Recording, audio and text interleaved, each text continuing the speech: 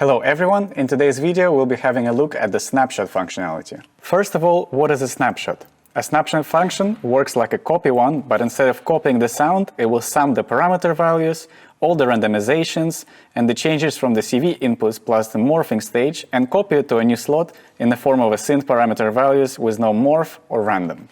Snapshot allows you to copy what you're listening to during the current trigger. When you take a snapshot, the random assignments on the random function will remain intact, and this way the user can keep a desired random configuration.